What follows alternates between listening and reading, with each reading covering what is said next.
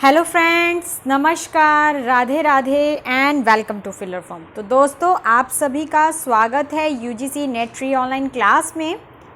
और मेरा नाम ज्योति है और मैं आपको हिंदी साहित्य पढ़ाती हूँ। तो जैसे कि दोस्तों आपको पता है कि हम यूजीसी नेट की प्रिपरेशन कर रहे हैं और जिसमें मैं आपको पेपर सेकंड की प्रिपरेशन करवा रही हूँ। और इसमें हमारी जो यूनिट है वो 8 चल रही है। तो हमारी इकाई जो है 8वीं इकाई चल रही है हमारी, जिसमें हम हिंदी नाटक की चर्चा आज करने वाले अपनी क्लास में। और इससे पिछली क्लास में हमने कहानियों की चर्चा की और उनसे संबंधित प्रश्नों की भी चर्चा हमने की। आई होप आपको वो बहुत अच्छी तरीके से समझ आ गया होगा और अब आप इसे भी बहुत अच्छी तरीके से समझेंगे ताकि इसकी भी प्रश्न हम जो है वो कर लें। दोस्तों, आपको जैसा कि पता है कि हम हिंदी नाटक करेंगे और हिंदी नाटक में हम संपूर्ण इकाई के महत्वपूर्ण तथ्यों को लेकर चलेंगे, क्योंकि हमें सारी इकाई भी करनी है और समय भी बहुत कम है हमारे पास। और आज हम पूरा ओवरऑल डिस्कस करेंगे। तो जिन स्टूडेंट ने प्रिपरेशन कर ली है, जिन स्टूडेंट ने जो है नाटक पहले पढ़ लिए हैं, तो उन लोगों का, उन सभी स्टूडेंट का रिवीजन हो जाएगी। और बाकी स्टूडेंट जिन्होंने नहीं पढ़ी उन्हें इंपॉर्टेंट चीज़ें पता चल जाएगी। जिस तरीके के प्रश्न जो है यूजीसी में आते हैं वो भी हम चर्चा कर लेंगे। स्टूडेंट, तो रोज़ क्लास मेरी 12 बजे होती है लाइव, तो आप लोग 12 बजे क्लास को अटेंड कर सकते हैं। तो आज की क्लास हमारी 12 बजे नहीं हो पाई और इसीलिए जो है ये अपलोड की गई है। और आई होप आप अब पूरा करेंगे, क्योंकि नेटवर्क इशू की वजह से बहुत चीज़ें मिस हो जाती है और मैं चाहती हूँ कि मेरे स्टूडेंट का कुछ भी मिस ना हो। सो आपके लिए अगर मैं इतनी मेहनत कर रही हूँ और आपका एक भी दिन जो है बेकार ना जाए, इसके लिए मेहनत कर रही हूँ, तो आपको भी पूरी मेहनत करनी है। और आई होप आप भी अच्छी तरीके से यूजीसी नेट की जो है प्रिपरेशन करेंगे। तो चलिए स्टूडेंट, अब क्लास को शुरू करते हैं और जानते हैं कि संपूर्ण इकाई में क्या है। और इससे पहले जो चर्चाएं हम लोग करते हैं वो करेंगे। तो सबसे पहले क्लास शुरू होने से पहले बता दूं आप लोगों को कि आप लोग जो है अगर चैनल को लाइक नहीं किया है तो लाइक कर दीजिए, साथ ही साथ सब्सक्राइब भी कर दीजिए। ठीक है, बेल आइकन भी दबा सकते हैं, बेल आइकन होगा, बेल आइकन को आप दबा सकते हैं, और ताकि आपको जितनी भी अपकमिंग क्लासेस हैं उसका पता लगता रहे। और जिन्होंने कुछ क्लासेस छोड़ी है, मिस की है, वो भी उन क्लासेस को जाकर देख सकते हैं। तो चलिए अब आगे चलते हैं हम लोग।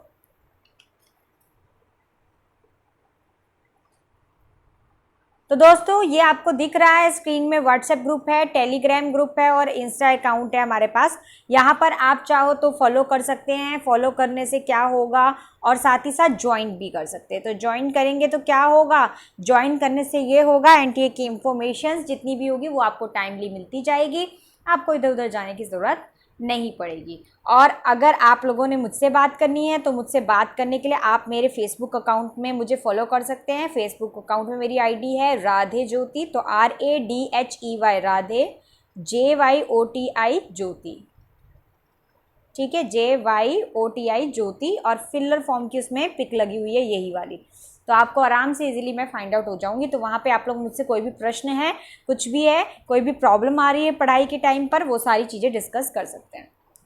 तो दोस्तों, ये है एप्लीकेशन। तो आप चाहें तो आप प्ले स्टोर पर जाकर फिलर फॉर्म लिखिए, वहाँ पर आपको ये एप्लीकेशन मिल जाएगी। इस एप्लीकेशन को इंस्टॉल कर लीजिए और यहाँ पर आप जो है फ्री नोट्स आपको मिल जाएंगे, पेपर फर्स्ट के भी और पेपर सेकंड के भी। तो दोनों बेनिफिट आपको यहाँ मिल रहे हैं। लाइव क्लासेस जो कि हमारी चलती है रोज़ regular, 5000 MCQs and previous year question paper भी आपको मिल जाएंगे। बस अब 1-2 दिन की बात है, शायद आज ही वाईफाई जो है बिल्कुल ठीक हो जाएगा। अब नेटवर्क में तो हम लोग कुछ नहीं कर सकते हैं, पर आज अगर बात की है तो ठीक हो जाएगा। तो कल से लाइव क्लासेस रेगुलर जैसे होती थी वैसी शुरू हो जाएगी। ठीक है स्टूडेंट्स, तो प्रॉब्लम्स तो हर एक की लाइफ में आते ही रहते हैं, कोई ना कोई उतार चढ़ाव होता है, लेकिन जिन लोगों ने सफलता हासिल करनी है उनके लिए कोई भी प्रॉब्लम बड़ी नहीं हो सकती। ठीक है, तो अगर आपने सफलता हासिल करनी है तो ये भी प्रॉब्लम नहीं है, ये तो बहुत छोटी सी प्रॉब्लम है जिसे आप इग्नोर कर सकते हैं। तो बस इतना कीजिए कि आपको पढ़ने के लिए मिल रहा है, आपको इंपॉर्टेंट चीज़ें मिल रही है, तो जितना फ़ायदा उठा सकते हैं उतना फ़ायदा उठाइए और अपना पढ़ते रहिए, अपनी तैयारी जो है जोरों शोरों से करते रहिए। और जैसा कि मैंने कहा स्मार्ट वर्क, तो बिल्कुल स्मार्ट वर्क कीजिए। ठीक है, तो चलिए दोस्तों, अब जैसे कि आपको स्क्रीन में दिख रहा है, पहले हम थोड़ा सा अपनी इकाई जो 8 है उसे समझ लेंगे। दोस्तों, इकाई 8 में हमारे पास आ जाते हैं हिंदी नाटक। तो हिंदी नाटकों में हमारे पास इस बार कौन कौन से नाटक जो है वो लगे हैं, उनकी चर्चा जो है हम कर लेते हैं, समझ लेते हैं कि क्या है। तो देखिए, पहला है हमारे पास भारतेंदु का अंधेर नगरी और भारत दुशासन। ठीक है, भारत दुशासन कह रही दूरदशा। ठीक है, तो भारत की दुर्दशा के बारे में भी हम लोग जो है वो देख लेंगे। तो यहाँ पे क्या है, भारतेंदु का अंधेर नगरी और साथ में भारत दुर्दशा की, भारत की दुर्दशा किस तरीके से। जयशंकर प्रसाद का ये तो आप लोगों ने पढ़ी हुई है, क्योंकि जिन्होंने मास्टर किया है या बैचलर किया है उन सभी स्टूडेंट्स में ये जो है हमारे पास नाटक तो लगे ही हुए थे, है ना। चंद्रगुप्त भी सभी ने पढ़ा होगा, बैचलर वाले स्टूडेंट ने। ठीक है, ध्रुव स्वामिनी जो है इस बार लगा था स्टूडेंट्स को, तो ध्रुव स्वामिनी पढ़ा होगा आप लोगों ने। ठीक है, तो ये जो कुछ चीज़ें हैं, पहला और सेकंड तो मैं कहूँ आपको होमवर्क के लिए मेरी तरफ से है। सो आप इसे पूरी अच्छी तरीके से प्रिपरेशन करेंगे, क्योंकि इसमें से काफ़ी प्रश्न जो है वो बन कर आते हैं। ठीक है, इसीलिए मैंने सोचा कि ये वाला जो है आपको होमवर्क में देते हैं, और ये आपको क्लास में भी रिवीजन हो रहा होगा, तो आप लोग इसे कर सकते हैं। अब बात आती है इन सभी की, तो ये सारी की सारी की चर्चा आज हम अपनी क्लास की आज की क्लास में कर ही लेंगे। ठीक है, और ये आपको मैंने होमवर्क में दे दिया है, तो आपका होमवर्क सबको पता होना चाहिए। धर्मवीर भारती का है अंधा युग, उसके बाद लक्ष्मी नारायण लाल का है सिंदूर की होली, उसके बाद है मोहन राकेश, इसका है आधे अंधेरे आधे अधूरे, उसके बाद हमारे पास क्या है आषाढ़ का एक दिन। ठीक है, उसके बाद क्या है हबीब तनवीर का क्या है आगरा बाजार, ये भी काफ़ी इंपॉर्टेंट है। ठीक है, और आधे अधूरे तो आपको पता ही है कि यूजीसी में कई बार इसमें से प्रश्न बनकर आए हैं, इनकी पंक्तियां सीधी डायरेक्ट उठा ली जाती है और उसी में से प्रश्न दे देते हैं। फिर है यहाँ पर आपका सर्वेश्वर दयाल सक्सेना जो है, जिनका बकरी जो है नाटक है। उसके बाद शंकर शेष, ये एक और द्रोणाचार्य जो है ये इनकी नाटक है। और उसके बाद है उपेंद्र नाथ अशक, जिसका है आजो दीदी। ठीक है, आजो दीदी। और उसके बाद मन्नू भंडारी, जिनका है महाभोग। तो महाभोग में से भी काफ़ी सारे प्रश्न जो है वो उठकर आते हैं। तो ये सारा का सारा हमारा सिलेबस था, जिसकी चर्चा मैंने आपको की, और इन्हीं के बारे में आज हम डिस्कस करने वाले हैं। आपको पता है कि इसके बाद की क्लासेस कौन सी है, तो इसके बाद हम लोग MCQs करेंगे इनके, तो वो आप अच्छी तरीके से फिर समझेंगे। तो आज अच्छी तरीके से क्लास को अटेंड करें। तो चलिए क्लास को शुरू करते हैं। इकाई 8 हिंदी नाटक, संपूर्ण इकाई के महत्वपूर्ण तथ्य। तो जैसा कि मैंने बताया आपको कि पहला और दूसरा जो है वो आप लोग खुद करेंगे। ठीक है, और आई होप अच्छी तरीके से आप उसकी प्रिपरेशन करें उस नाटकों की। टोटल हमारे पास नाटक दे रखे हैं, तो भारतेंदु वाला जिसमें अंधेर नगरी है और भारत की दुर्दशा है, और उसके बाद जयशंकर प्रसाद में चंद्रगुप्त है, स्कंदगुप्त है और ध्रुव स्वामिनी है। तो इसमें से 2 तो पढ़े होंगे, स्कंदगुप्त अब कर लेंगे। ठीक है, तो ये सब आप पढ़ेंगे। उसके बाद आगे जितने भी हैं वो सारे मैं आपको करवा रही हूँ। चलिए, धर्मवीर भारती का कौन सा नाटक है, तो नाटक का नाम है अंधा युग। क्या है नाम? अंधा युग। और ये काफ़ी ज़्यादा इम्पॉर्टेंट है दोस्तों, इसमें से काफ़ी सारे प्रश्न बनकर आ जाते हैं। तो इसका प्रकाशन वर्ष क्या है? इसका प्रकाशन वर्ष है 1954। तो सभी कमेंट सेक्शन में कमेंट करके बताएंगे 1954। साथ साथ रिवीजन भी हो रही है, तो साथ साथ रिवाइज करते जाइए इसको, ताकि आपको दिक्कत ना आए। तो इसका प्रकाशन वर्ष है 1954 ईस्वी। उसके बाद दूसरा पॉइंट है महाभारत कालीन युद्ध में पृष्ठभूमि में लिखा गया था। ये पृष्ठभूमि में लिखा गया था बिल्कुल।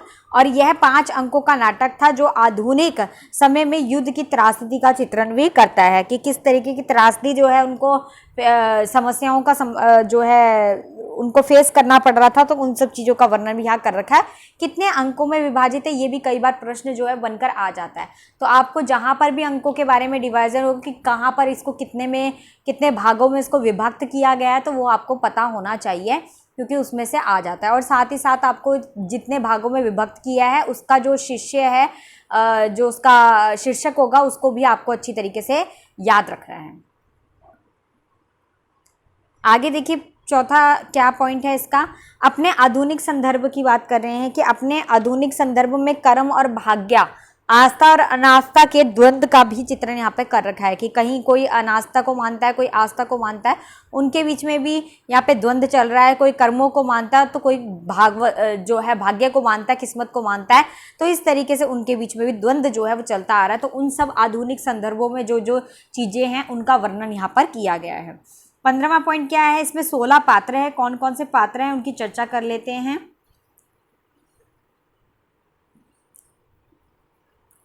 16 पात्रों की अगर हम बात करें तो 16 पात्रों में आ जाते हैं हमारे पास अश्वत्थामा, गांधारी, विदुर, धृतराष्ट्र, युधिष्ठिर, कृतवर्मा आएगा। कृतवर्मा, कृपाचार्य, गूंगा भिखारी, संजय, युयुत्सु, वृद्धि साचक, प्रहारी 2, प्रहारी 1, व्यास, बलराम और कृष्ण। तो ये सारे के सारे इसमें जो है पात्र रहे हैं।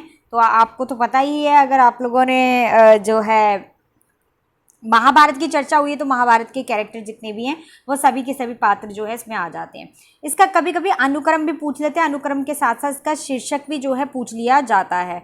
तो अगर वो पूछ लिया जाए तो आपको पता होना चाहिए कि जैसे कि इसमें अंक है अलग अलग, तो स्थापना सबसे पहले जो पैरा है, पहला जो अंक है उसमें इन्होंने स्थापना के बारे में बताया है, अंधा युग के बारे में थोड़ा सा इन्होंने चर्चा की है। उसके बाद इनका जो पहला अंक है उस पहले अंक में इन्होंने कौरव नगरी के बारे में बता रखा है, जिसमें पूरा का पूरा कथा का गायन जो है वो सारा का सारा आ जाता है कि किस तरीके से कथा को गाया जा सकता है। उसके बाद दूसरा अंक है, दूसरा अंक में जो है पशु का उदय जो है वो किस तरीके से होता है उसका वर्णन कर रखा है। उसके बाद तीसरा अंक जो है उसमें अश्वत्थामा का जो है अर्ध सत्य के बारे में बता रखा है कि किस तरीके का उनका आधा सत्य था अश्वत्थामा का। उसके बाद अंतराल, तीसरे के बाद आ जाता है अंतराल वाला अंतराल आ जाता है अनुक्रम, और उस अंतराल में प्रश्न आ जाता है यूजीसी में कि अंतराल में जो है किन चीज़ों का वर्णन किया गया है। अंतराल में किसके अंतराल में, अंधा युग के धर्मवीर भारती के द्वारा जो दिया गया अंधा युग है उसके अंतराल में किसका वर्णन कर रखा है। तो आपने बताना है पंख का, पहिए का और पट्टियों का वर्णन जो है इसमें कर रखा है। और कभी कभी ये भी प्रश्न बनकर आ जाता है कि ये किस अंकों के बीच में आता है, मतलब पहले दूसरे के बीच में, दूसरे तीसरे के बीच में, तीसरे चौथे के बीच में। तो आपने बताना है कि तीसरे अंक और चौथे अंक के बीच में आता है अंतराल। ठीक है, पंख, पहिए और पटिया। उसके बाद यहाँ पर क्या आ जाता है, चौथा अंक। चौथा अंक में यह क्या है, गंधारी का शाप, उसको लेकर चर्चा हुई थी। उसके बाद है पांचवा अंक। पांचवा अंक में क्या है, विजय एक क्रमिक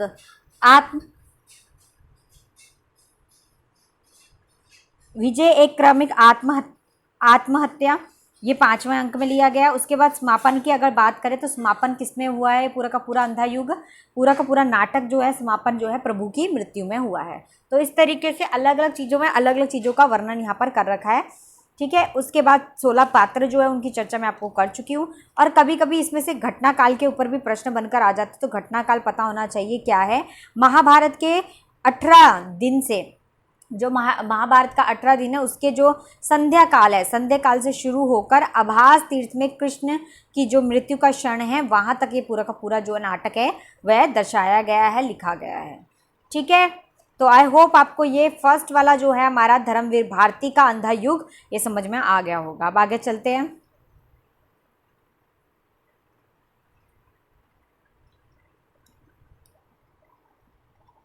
इसके बाद आता है लक्ष्मी नारायण मिश्रा का सिंदूर की होली। लक्ष्मी नारायण मिश्रा की आ जाती है सिंदूर की होली। तो पता होना चाहिए राइटर के नाम साथ साथ लेखकों के नाम आप याद कर लीजिए, ठीक है, ताकि आपको दिक्कत ना आए एग्जाम में। तो सिंदूर की होली किसके द्वारा रचित है, कमेंट सेक्शन में कमेंट करके बताएंगे। यस, लक्ष्मी नारायण मिश्रा के द्वारा रचित है। इसके प्रकाशन वर्ष की बात करें तो 1934 में इसका प्रकाशन वर्ष जो है माना जाता है। लक्ष्मी नारायण मिश्र पर इब्सन हो गया और बर्नार्ड शॉ जैसे पश्चिमी नाटककारों का प्रभाव जो है वो ज़्यादा देखने को जो है मिलता है।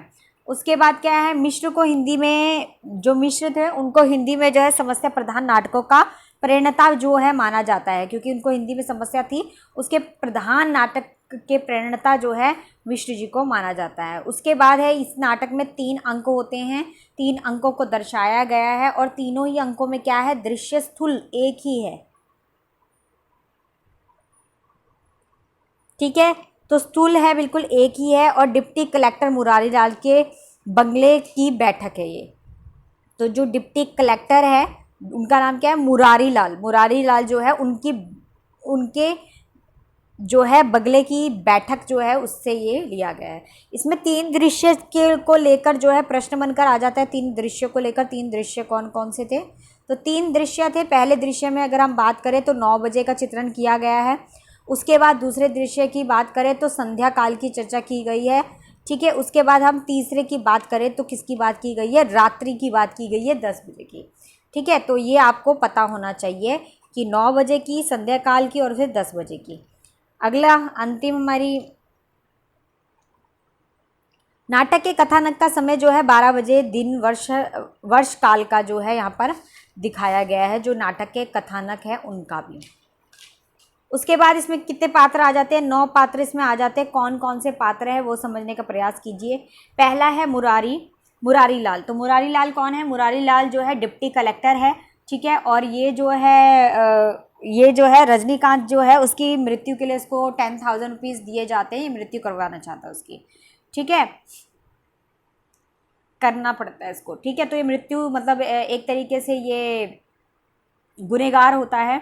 उसके बाद यहाँ पर क्या है, चंद्रकांता की बात करें तो ये कौन है, तो चंद्रकांता जो है रजनीकांत की ही प्रेमिका जो है उसके रूप में यहाँ पर चंद्रकांता नज़र आती है। उसके बाद मनोरमा की बात करें तो मनोरमा क्या है, रूढ़िवादी स्त्री जो है उसके रूप में इसको उभारा गया है नाटक में।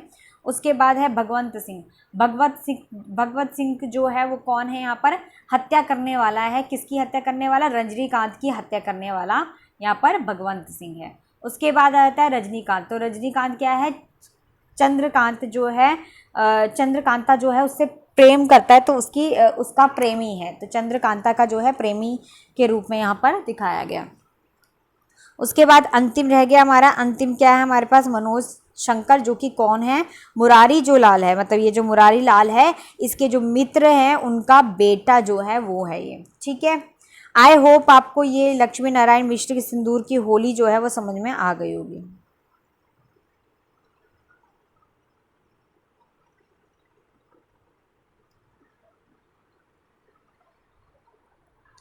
उसके बाद आ जाता है मोहन राकेश जिनके नाटक का नाम क्या है, नाटक का नाम है आषाढ़ का एक दिन, ठीक है। इनके नाटक का नाम क्या है, आषाढ़ का एक दिन। इसका प्रकाशन वर्ष कब है, इसका प्रकाशन वर्ष है 1958। तो 1958 में इसका प्रकाशन हुआ है। और नाटक जो है कवि कालिदास की सत्ता और सृजनात्मकता के बीच अंतर संघर्ष का चित्रण यहाँ पर किया गया है। तो नाटक जो है इसमें कालिदास की सत्ता की, किस तरीके से कालिदास का सत्ता जो है उसका वर्णन किया है, साथ में सृजनात्मक के बीच में अंत संघर्ष का भी चित्रण किया है कि किस तरीके का उन्होंने जीवन में संघर्ष किया, उन सब चीज़ों का वर्णन भी दिखाई देता है। उसके बाद क्या है, उसके बाद इसमें जो है केवल कालिदास ही नहीं है, मतलब कालिदास ही नहीं है बल्कि आधुनिक मानव का भी अंतर्द्वंद जो है वो देखने को मिल जाता है कि इस तरीके का आधुनिक जो मानव है वह किस तरीके का है, और उसके बीच में भी द्वंद्वों का जो खेल है वो यहाँ पर नज़र आ रहा है। पात्र कौन कौन से हैं, पात्र इसमें हैं अंबिका, मल्लिका, कालिदास, चतुर और मातुल, ठीक है। तो यहाँ पर क्या है, अंबिका की बात करें तो ग्राम की एक वृद्धा औरत है अंबिका, ठीक है, ग्राम की वृद्धा औरत है अंबिका। उसके बाद अगर बात करें मल्लिका की, तो मल्लिका कौन है, ठीक है, तो मल्लिका की ही जो है पुत्री, मल्लिका कह रही हूँ, अंबिका की जो पुत्री है वही तो कौन है यहाँ पर, मल्लिका है। उसके बाद यहाँ पे ल आएंगे। उसके बाद आते हैं कालिदास। तो कालिदास क्या है यहाँ पे, कालिदास यहाँ पे कवि है, ठीक है। उसके बाद दांतुल आ जाते हैं। तो दांतुल क्या है, दांतुल यहाँ पर राजपुरुष है, राजपुरुष के रूप में दिखाया गया है। उसके बाद यहाँ पर और कौन आ जाते हैं, दांतुल के बाद आ जाते हैं मानतुल कौन है, कवि है मानतुल। उसके बाद निषेप है ग्राम पुलिस। उसके बाद विलोम के बाद है ग्राम पुरुष, ठीक है, गांव का पुरुष है विलोम। उसके बाद रंगिनी नागरी है, और यहाँ पर जो संगनी है वो भी नागरी है। अनुस्वार क्या है, अधिकारी है। अनुनासिक क्या है, अधिकारी है। तो यहाँ पे प्रिय मंजरी जो है कौन है, राजकन्या है, कवि भी है और साथ ही साथ क्या है, पत्नी भी है। तो ये सारी चर्चा जो है मोहन राकेश के द्वारा अपने आषाढ़ का एक दिन जो नाटक है उसमें ये लिया गया है और बताया गया है। आगे चर्चा करते हैं अब अगले हमारे नाटक की। तो अगला नाटक क्या है हमारे पास? अगला नाटक है हमारे पास आधे अधूरे। तो आधे अधूरे जिसके लेखक कौन है यहाँ पर, नाटककार कौन है? जिनके नाटककार हैं मोहन राकेश के द्वारा रचित है आधे अधूरे। और इसमें क्या बताया गया है, हर चीज़ इसमें एक एक समय का जो है वर्णन कर रखा है, एक एक समय के बारे में बता रखा है और ये भी बता रखा है कि किस तरीके से सावित्री कहती है कि कोई भी पुरुष जो है वो पूरा नहीं है, मतलब पूरा संपन्न नहीं है, उसके अंदर ऐसा नहीं है कि वो पूरे गुणों से भरा हो, वो संपन्न अपने आप में नहीं है। तो इस चीज़ का वर्णन यहाँ पर आधे अधूरे जो है इसको नाम दिया गया है और इसकी चर्चा हुई। तो इसका प्रकाशन वर्ष क्या है? 1969 में इसका प्रकाशन वर्ष है। और यह नाटक स्त्री पुरुष का संबंध और दाम्पत्य संबंध के खोखलेपन और पारिवारिक विकटता के जीवन में तीनों को दर्शाने वाले नाटक है। ठीक है, तो इस तरीके का नाटक यहाँ पर दिखाया गया है। पूरा का पूरा संबंधों के, स्त्री पुरुष संबंध और दाम्पत्य जो संबंध है उनके खोखलेपन की चर्चा यहाँ पर जो है की गई है। उसके बाद तीसरा पॉइंट देखेंगे। तीसरा पॉइंट है आधे अधूरे का पहला मंचन जो है वो दिल्ली में दशांतर द्वारा ओम शिवपुरी के निर्देश में फरवरी 1969 में हुआ था। इसके पात्र स्थिति और मन स्थितियाँ यथार्थपूर्वक और विश्वसनीय जो है और पात्र जो है इसमें कौन कौन से पात्र जो है देखने को मिल जाते हैं। इसमें महेंद्र हो गया, ठीक है, महेंद्र जो है इसमें पात्र देखने को मिल जाते हैं जो कि एक पुरुष है। उसके बाद जो दूसरे पुरुष है उसका नाम है सिंघानिया। उसके बाद तीसरा पुरुष है, तीसरे पुरुष की बात करें तो जगमोहन है। और जगमोहन के बाद स्त्री की वही बात करें तो क्या है, कौन है यहाँ पर? तीसरे पुरुष में यहाँ पे जगमोहन आ जाएगा। उसके बाद चौथे में आ जाएगा यहाँ पे जुनेजा। चौथे में क्या आएगा? जुनेजा। तो 4 नंबर पे जुनेजा आएगा। उसके बाद यहाँ पे स्त्री आ गई सावित्री। उसके बाद बड़ी लड़की का नाम क्या था? बिन्नी। बड़ी लड़की का नाम क्या है? बिन्नी। तो बिन्नी कम से कम जो है 20 वर्ष की होगी। तो कभी कभी यूजीसी के पेपर में इनका जो है समय भी पूछ लिया जाता है कि इनका टाइम क्या था, कितने वर्ष के थे ये पूछ लिया जाता। तो क्या है? 20 वर्ष के थे। उसके बाद क्या है? छोटी लड़की की बात अगर मैं करूं तो किन्नी है और इसकी भी उम्र जो है वो 11-12 जो है 11-20 तक जो है इसकी नज़र आ रही है। उसके बाद क्या है? छोटी लड़की है, छोटी लड़की का नाम किन्नी जो 12-13 वर्ष की है। उसके बाद लड़का है अशोक जो कि कितने वर्ष का है? 21 वर्ष का है। तो यहाँ पर दिखाई दे रहा है आपको ये सारे के सारे क्या है? आधे अधूरे हैं, उनका ही वर्णन यहाँ पर कर रखा है। उसके बाद अगले उसमें चलते हैं।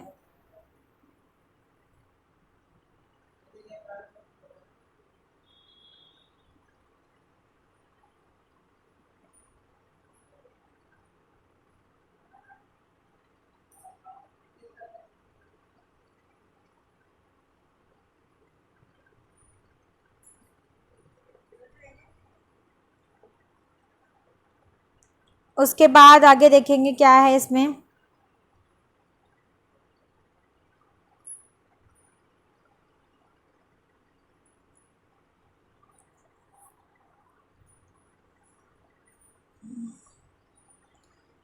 अगला है हमारा हबीब तनवीर जिनके द्वारा जो है रचित है हमारा जो नाटक है उसका नाम है आगरा बाजार। क्या नाम है? आगरा बाजार। तो पता होना चाहिए, हबीब तनवीर के द्वारा रचित है।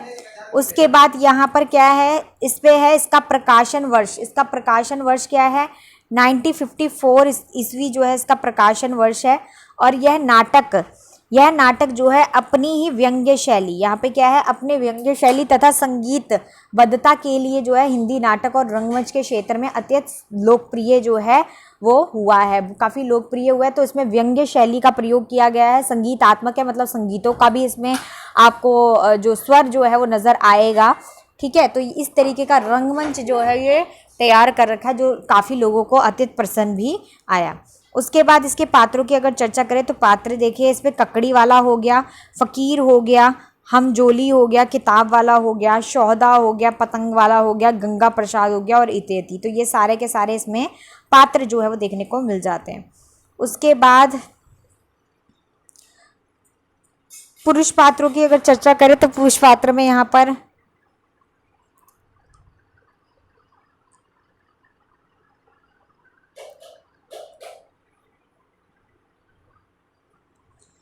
ये पंक्तियाँ यहाँ पर से हटानी थी, ये नहीं आएगा, इसको डिलीट कर देना। ठीक है, तो बस इतना ही आएगा इसमें। आगे चलते हैं।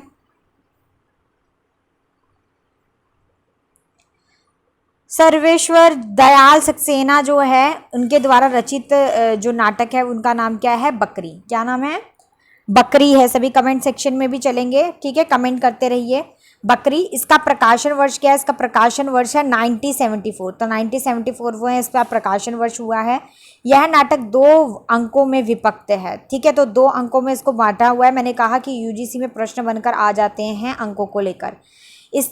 इसमें क्या है? इसमें आज़ादी के बाद भारतीय राजनीतिक में नैतिक मूल्यों के ह्रास का, गांधीवादी मूल्य के ह्रास का व्यंग्यात्मक चित्रण जो है वो मिलता है। ठीक है, तो यहाँ पे व्यंग्यात्मक चित्रण के रूप में पूरा का पूरा बता रखा है कि आज़ादी के बाद भारत की जो राजनीति थी उसमें नैतिक जो मूल्य थे और उनके जो मूल्य के जो पतन होने का कारण था, या गांधीवाद के जो मूल्य थे उनके ह्रास, उसका कम होना, नीचे गिरने का जो कारण था वह क्या था, उसको व्यंग्यात्मक चित्रण के द्वारा तैयार करके हमारे सामने रखा है। उसके बाद क्या है?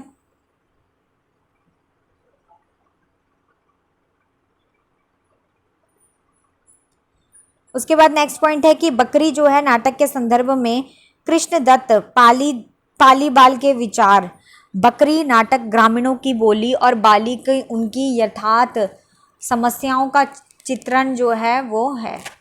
ठीक है, तो यहाँ पे पूरा का पूरा चित्रण जो है किया गया है कि बकरी नाटक के संदर्भ में जो कृष्णदत्त है और पालीवाल के विचार है वो क्या है कि बकरी नाटक ग्रामीण की बोली है और बानी है, तो उनके यथार्थ समस्या क्या है, उनकी नाटक ही है। और यहाँ पे पात्र जो है किस किस तरीके के पात्र नज़र आते हैं, तो इसमें देखो पात्र नट हो गया, नटी हो गया, भिश्ती हो गया, दर्जनशीला हो गया, कर्मवीर हो गया, सत्यवीर हो गया, सिपाही हो गया, विपंती हो गया, युवक, काका, काकी, चाचा, राम, एक ग्रामीण और दूसरे ग्रामीण। तो इस तरीके से ये जो सारे के सारे मैंने पात्र बताए हैं काफ़ी महत्वपूर्ण पात्र रहे हैं, तो इन्हें आप याद कर लीजिएगा।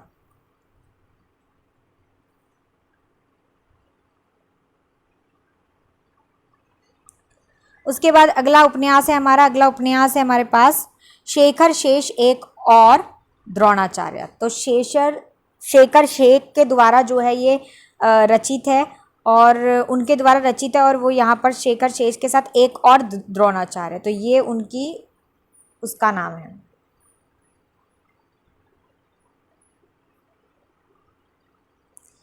ठीक है, तो उनके नाटक का नाम है एक और द्रोणाचार्य। इसका प्रकाशन वर्ष देखेंगे तो प्रकाशन वर्ष है 1976 में इसका प्रकाशन हुआ है।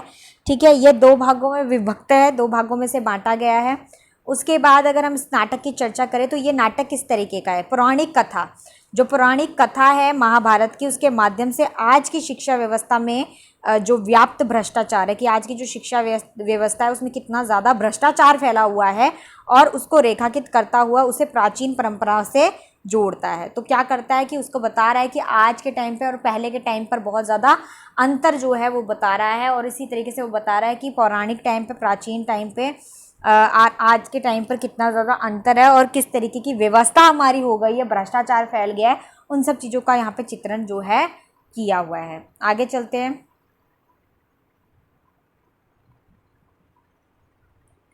पुरुष पात्र की चर्चा करते हैं कि पुरुष पात्र, इसमें से कौन कौन से पुरुष पात्र देखने को मिल जाते हैं।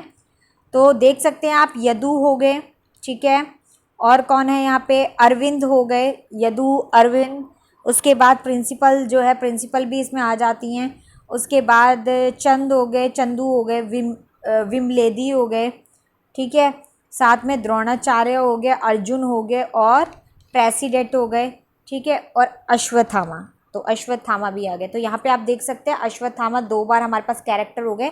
तभी मैं आपको याद करवाती हूँ, एक अश्वत्थामा हमारा अंधा युग में आ गया क्योंकि उसमें भी महाभारत की चर्चा थी, तो वहाँ पर आपका एक आ गया, और एक आपका यहाँ पर आ गया। तो आपसे पूछ सकते हैं कि अश्वत्थामा जो है जब भी कुछ प्रश्न करे तो आप समझने का प्रयास करना कि अश्वत्थामा कौन सा वाला अश्वत्थामा है, एक और द्रोणाचार्य वाला अश्वत्थामा है या उसका है अंधा युग का। स्त्री पात्रों की चर्चा करें तो इसमें स्त्री पात्रों में आ जाती है लीला, कृपी और अनुराधा। तो ये 3 स्त्रियों का वर्णन जो है यहाँ पर कर रखा है इस नाटक में। आगे चलते हैं। अंजू दीदी ये किसके द्वारा रचित है? उपेंद्र नाथ अशक के द्वारा जो है रचित है। और इसका प्रकाशन वर्ष क्या है अब देखेंगे। तो इसके प्रकाशन वर्ष की और चर्चा करते हैं तो प्रकाशन वर्ष 1955 है कि 1955 से इसका प्रकाशन वर्ष है। तो ये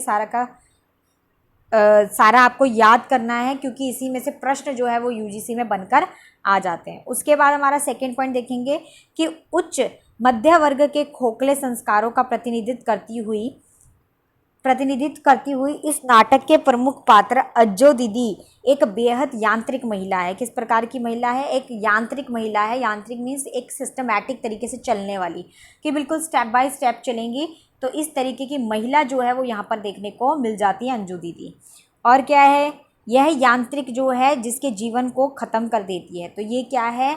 बिल्कुल सिस्टमैटिक तरीके से चलने वाले जो लोग होते हैं तो उनके जीवन को ये पूरी तरीके से ख़त्म कर देती है, ये यहाँ पर बता रहे हैं। आगे क्या है? अगले कुछ पॉइंट समझेंगे। यह नाटक में जीवन के जो है एकाकीपन, ठीक है, यह नाटक के जीवन में एकाकीपन और उसके उपजी विसंगतियों का चित्रण जो है यहाँ पर देखने को मिल जाता है। तो इस तरीके से ये सब चीज़ें यहाँ पर देखने को मिल जाएगी। एकाकीपन हो गया और उसकी सारी चीज़ें। उसके बाद यहाँ पर अगर हम पुरुष की बात करें तो पुरुष पात्रों में हमारे पास आ जाते हैं वकील, ठीक है, वकील के बाद आते हैं साहब, ठीक है, और उसके बाद क्या है,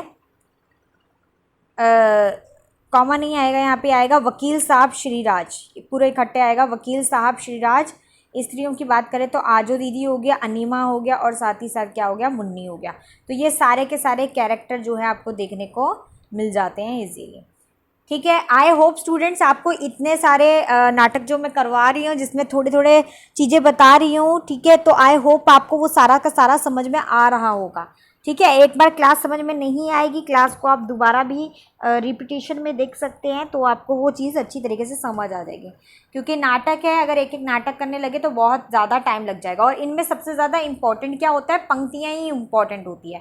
पंक्तियों में से ही प्रश्न उठकर आता है क्योंकि पंक्तियाँ उठाकर सीधे सीधे दे देते हैं। जैसे कि अगर मैं इसी नाटक की बात करूं, ये जो हमारा अंजू दीदी है उपेंद्र नाथ अशक का, तो इसमें एक पंक्ति है जो काफ़ी फेमस है और यूजीसी में बार बार रिपीट होती है, तो मुझे तो वो याद भी है कि जीवन स्वयं एक महान घड़ी है। तो ये वाली पंक्ति जो है उठकर आ जाती है कि जीवन स्वयं ही एक महान घड़ी है। तो उसकी बात कर रहे हैं यहाँ पे और बिल्कुल सिस्टमेटिक तरीके से चलते हैं। चलिए अब आगे मन्नू भंडारी।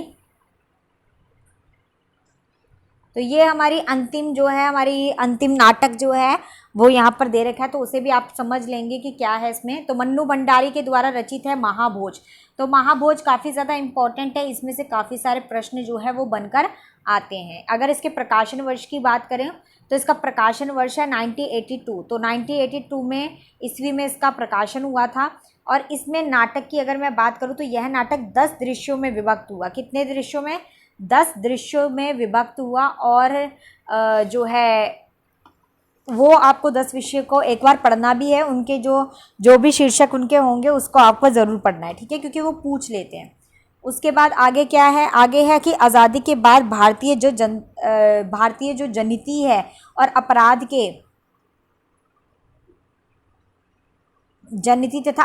के गठजोड़ का जो चेहरा आम जन के सामने आया है उसका स्पष्ट और यथार्थवादी चित्रण इस नाटक में विचार किया गया है। तो ये पूरा का पूरा यहाँ पर बताया गया, नाटक की चर्चा की गई, पूरा यथार्थवाद दिखाने की कोशिश यहाँ पर की गई है। अब इसमें पात्र कौन कौन से? तो बहुत सारे, मैंने यहाँ पे पूरे पात्रों का नाम नहीं लिखा है, लेकिन आपको मैं मुँह से बता दूंगी कि कौन कौन से पात्र जो है और क्या क्या काम है उनके, तो क्या क्या देखने को यहाँ पे मिलता है। जैसे कि यहाँ पे तो मैंने लिखा हुआ है दास साहब हो गया, मुख्यमंत्री हो गया, सुकुल बाबू हो गया, भूतपूर्व मुख्यमंत्री हो गए, विरोधी पार्टी के नेता हो गए, और अप्पा साहब और जमुना बहन हो गई। तो ये सारे के सारे हैं। वैसे इसमें और भी है, सुन लीजिए आप लोग एक बार, क्योंकि मैं बता देती हूँ आपको बोलकर। द साहब, उसके बाद मुख्यमंत्री, सुकुल बाबू, भूतपूर्व मुख्यमंत्री, विरोधी पार्टी के नेता, अप्पा साहब, सत्तारूढ़ पार्टी के अध्यक्ष, लखन पांडे जिंदा, साहब के निजी सचिव, जमुना बहन दा साहब की पत्नी हो गई, सिन्हा DIC दत्ता हो गए, बापू मशाल हो गई, साप्ताहिक है, संपादक भवानी है, मशाल है। मशाल के ऊपर भी कई सारे प्रश्न UGC में आ जाते हैं कि ये किस उससे उठाया गया है, किस उपन्यास से उठाया गया है, तो आपने बताना है मन्नू भंडारी के महाभूत से। ठीक है, तो सहायक संपादक है Narottam press reporter, Mehra research scholar एवं सूत्रधार, स्त्री द साहब का PA Mohan Singh, police constable हो गया, बिसु हो गया, हरिजनों का हमदर्द हो गया, जो मार दिया गया। तो इस तरीके से ये सारी चीज़ों का वर्णन यहाँ पे मन्नू भंडारी में पूरे पात्र जो है वो मैंने आपको बता दिए। तो बहुत सारी चीज़ें दोस्तों मैंने आपको बताई है कि किस किस तरीके के पात्र आपको पढ़ने हैं, वर्ष पढ़ना है और उनके नाटककार के नाम पढ़ने हैं, तो साथ देना है और साथ देकर चलना भी है। ठीक है, तो आई होप आपको ये अच्छी तरीके से समझ आ गया होगा। नहीं भी आया होगा तो आप मुझे कमेंट सेक्शन में बता सकते हैं।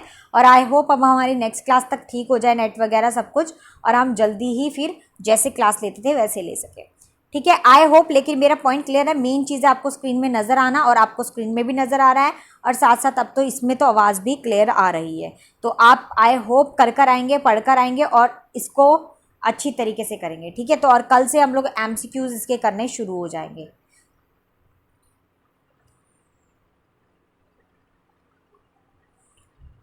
तो दोस्तों आज की क्लास आपको अच्छी लगी होगी तो लाइक करना ना भूले, साथ में चैनल को सब्सक्राइब कर दे ताकि आपको अपकमिंग क्लासेस का भी पता चलता रहे। तो bye, Radhe Radhe, have a nice day.